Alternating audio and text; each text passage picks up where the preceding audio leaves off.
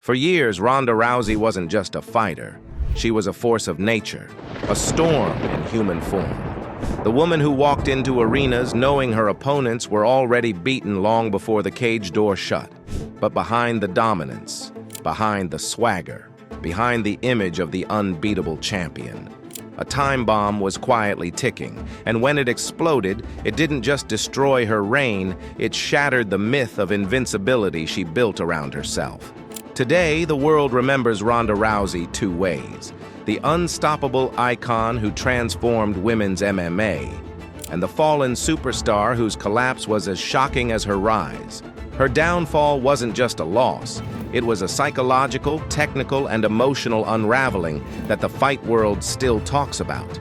This is the story of how the world's most feared female fighter went from unbeatable champion to a cautionary tale.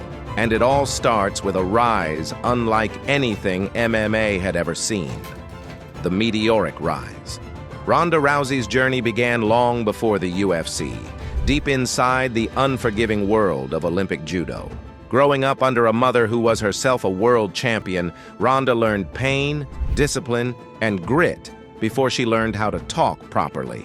After earning a bronze medal in the 2008 Olympics, the first American woman to accomplish it in judo, Ronda walked away from the sport, broke, lost, and searching for a new path forward. MMA wasn't her plan, but the moment she stepped into a cage, something clicked. Her judo base, combined with raw aggression and an almost unnatural killer instinct, made her look like she was created for combat. She began ripping through opponents in seconds, leaving the MMA world stunned. Ronda didn't just win, she crushed people. She made the sport look unfair. By the time the UFC signed her as the first women's champion in history, Ronda wasn't just a rising star. She was an incoming hurricane. Dana White, who once swore women would never fight in the UFC, changed his entire business model because of her. That's how explosive her rise was. She didn't enter MMA. She detonated inside it. Dominance era, 12-0 first-round finishes. From 2011 to 2015, Ronda Rousey became the face of destruction. In her first 12 professional fights, she finished every single opponent, most of them in the first round. Her signature armbar became a death sentence. Fighters weren't walking into a match with Ronda, they were walking into a trap they already knew they couldn't escape. She wasn't just winning, she was embarrassing world-class athletes. Bethe Correia, knocked out in 34 seconds. Kat Zingano, submitted in 14 seconds. Alexis Davis, finished in 16 seconds. In a sport built on uncertainty, Ronda created the illusion of absolute certainty.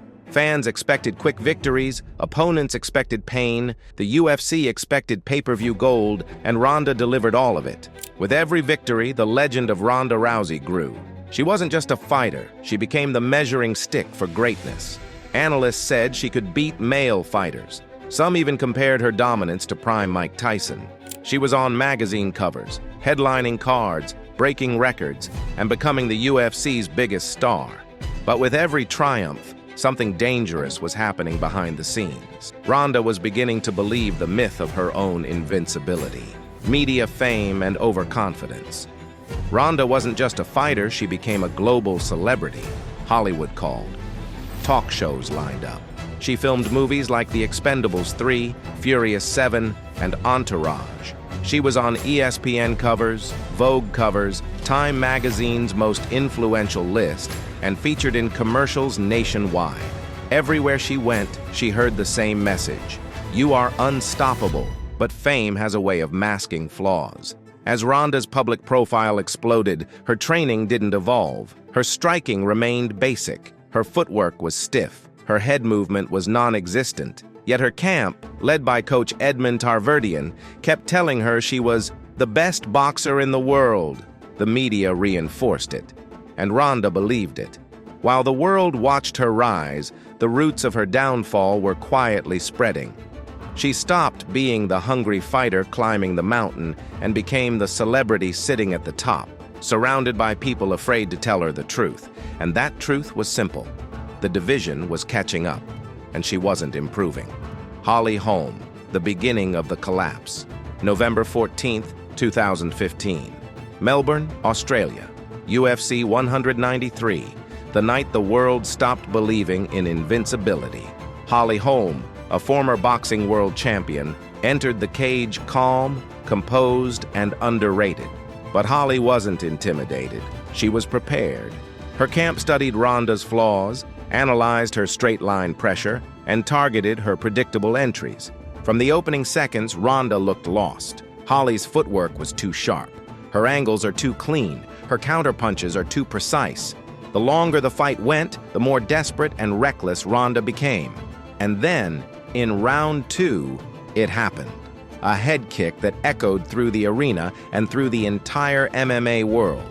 Ronda fell like a collapsing monument. Holly finished the fight, and the unthinkable became reality. Ronda Rousey was no longer unbeatable. That night wasn't just a loss, it was a psychological earthquake.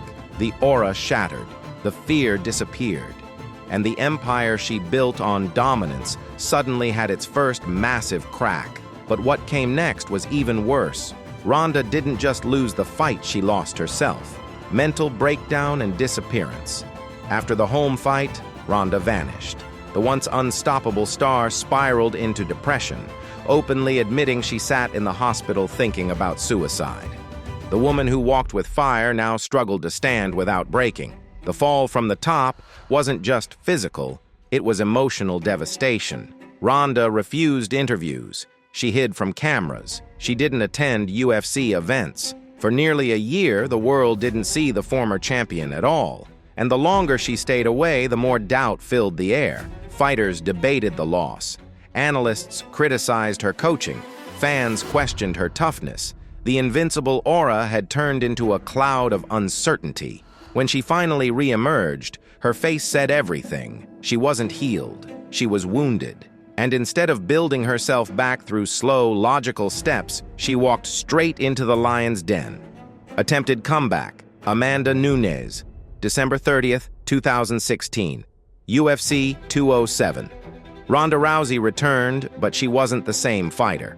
Across the cage stood Amanda Nunes, faster, stronger, more technical, more powerful, and at her absolute peak. This wasn't just another challenger, this was the next era of women's MMA staring the old era in the face. From the opening bell, it was a massacre. Amanda needed only 48 seconds to destroy Ronda's comeback. Punch after punch snapped Ronda's head back. Her defense collapsed instantly. She had no footwork, no head movement, no answers, and her corner once again had no plan. When the referee stopped the fight, Ronda didn't protest. She looked relieved. Her comeback, her redemption, her final stand. It all ended in less than a minute. This defeat wasn't just a loss, it was confirmation. The sport had passed her. The division evolved. Ronda didn't, and the world saw it in brutal clarity. Tactical and coaching failures. Ronda's downfall wasn't just physical or emotional, it was tactical.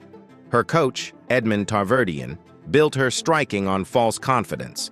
Instead of refining her grappling dominance, he convinced her she was an elite boxer. Instead of tightening her defense, he told her she could outstrike world-class strikers. His training sessions were criticized. His game plans were predictable. His corner advice during fights was often disastrous. Ronda's opponents studied her weaknesses. Edmond didn't fix them. She kept charging forward with the same patterns. No angle changes, no defensive responsibility, no head movement. Holm exposed these flaws. Nunes demolished them. And yet, the camp insisted nothing was wrong. Their refusal to evolve is one of the biggest coaching failures in MMA history.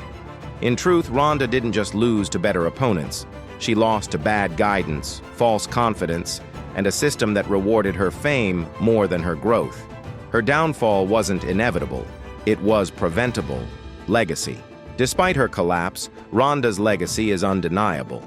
She didn't just open the door for women's MMA. She blew the door off its hinges and built the house around it. Without Ronda, there is no Amanda Nunes, no Zhang Weili, no Valentina Shevchenko, no Juliana Peña headlining PPVs. She made women's MMA mainstream, profitable, and globally respected.